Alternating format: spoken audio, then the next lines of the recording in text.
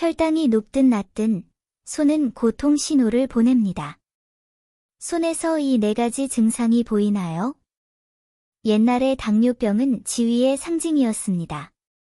그 당시에는 재료가 부족했고 누군가가 당뇨병을 앓고 있다면 아마도 그의 가족에게 광산이 있었기 때문일 것입니다. 하지만 지금은 다릅니다. 물질적 자원은 매우 풍부하고 일반인은 당뇨병에 걸릴 위험이 매우 높습니다. 질병에 걸릴 위험이 엄청나게 높음에도 불구하고 요즘은 예방의식이 없어서 자신의 혈당을 특별히 검사하지 않는 사람이 거의 없습니다. 그러면 혈당 수치가 안정적인지 어떻게 알 수 있을까요? 그러면 손에 더 많은 주의를 기울여야 합니다. 손가락은 심장과 연결되어 있다고 합니다. 손은 혈당이 높은지 아닌지 미리 신호를 보냅니다. 손은 미리 경고할 것이다. 1. 손등이 항상 빨갛고 부어있다. 손등이 붉어지고 부어오르는 데는 여러 가지 이유가 있지만 가장 흔한 이유는 외부 자극과 더운 날씨 때문입니다. 하지만 손등이 자주 빨갛고 부어오르고 그 이유를 찾을 수 없다면 특히 손등의 고리 모양의 딱딱한 과립종이 나타나면 조심해야 합니다. 이것은 신체의 경고이며 혈당이 증가한 특정 증상입니다. 고혈당으로 인해 혈액순환이 느려지고 혈액순환의 끝부분에 있는 손이 가장 눈에 띄게 영향을 받아 붉어지고 부어오르기 때문입니다. 2. 손 피부가 가려움. 붉어지고 부어오르는 것 외에도 과도한 설탕 수치는 손의 피부를 건조하고 가려워지게 할 수도 있습니다. 이는 혈액 속의 혈당 수치가 너무 높아 땀샘의 분비가 감소하여 자연스럽게 건조함과 가려움증이 발생하기 때문입니다. 동시에 사람들의 피부 면역력이 감소하고 곰팡이는 피부를 손상시키고 피부염을 일으킬 수 있으며 이로 인해 피부 가려움증이 생길 수도 있습니다. 3. 손의 상처는 쉽게 치유되지 않습니다. 이론상 상처가 너무 깊지 않으면 자연적으로 치유됩니다. 하지만 손의 상처가 오랫동안 자연적으로 치유되지 않는다면 조심해야 합니다. 이는 고혈당으로 인해 혈액순환이 느려지고 혈소판이 제때 상처에 도달하여 치유 작업을 수행할 수 없기 때문입니다. 이 상황을 절대 과소평가하지 마십시오. 상처를 신속하게 치료해야 할 뿐만 아니라 혈당을 확인하는 것도 가장 좋습니다. 4. 손가락의 마비. 손가락의 마비는 주로 혈액순환이 좋지 않기 때문에 발생합니다.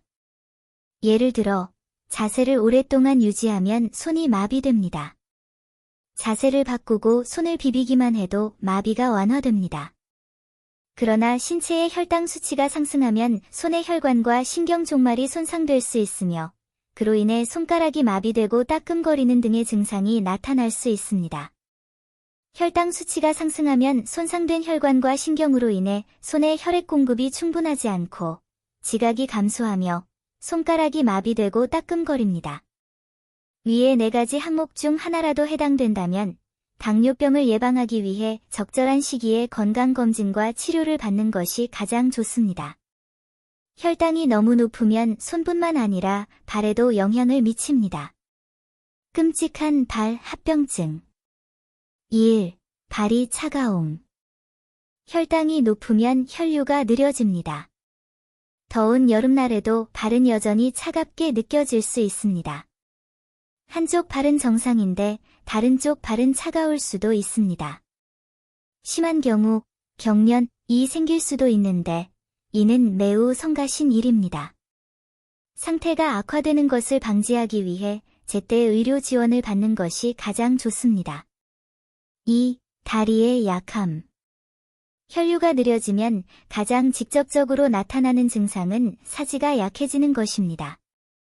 특히 하지에 혈액 공급이 충분하지 않기 때문에 한참 걷고 나면 피곤함과 멍함을 느끼고 힘을 낼 수 없게 됩니다. 심한 경우 움직이지 않을 때에도 심한 통증을 느낄 수 있으며 특히 밤에 휴식을 취할 때 혈액순환이 더 느리고 통증이 더 뚜렷해집니다. 3. 발궤양. 혈액순환이 느리고 하지로의 혈액 공급이 부족하며 피부가 건조하고 쉽게 찢어집니다. 그러나 혈소판이 제때 작용을 발휘하기란 어렵고 시간이 지나면서 발궤양이 발생합니다. 하지의 잦은 따끔거림은 치료하지 않으면 신경세포까지 손상시켜 감각마비와 운동성 상실로 이어질 수 있습니다. 고혈당은 무섭지만 예방할 수 없는 것은 아닙니다. 식단을 조절하고 설탕 섭취를 줄이는 것 외에도 다음 3가지 요령을 따르면 고혈당을 효과적으로 조절할 수 있습니다. 혈당을 억제하려면 다음 3가지를 실천하세요. 1. 수면 시간은 적당해야 합니다. 너무 많이 자거나 너무 적게 자면 혈당에 영향을 미칩니다. 6에서 8시간 내에 조절하는 것이 가장 좋습니다.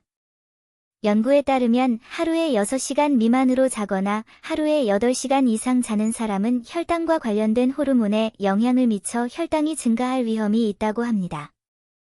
2. 자기 이완 및 감정 조절. 질병에 관계없이 가장 두려운 것은 환자가 심리적 부담이 너무 크고 평소에 너무 비관적이고 부정적이라는 것입니다. 이러한 부정적인 감정은 장기에 압력을 가하여 상태를 악화시킵니다. 그러므로 우리는 평상시에도 사고방식을 바꾸는 법을 배워야 하고 심리적 부담을 내려놓고 긍정적인 삶을 살아야 합니다.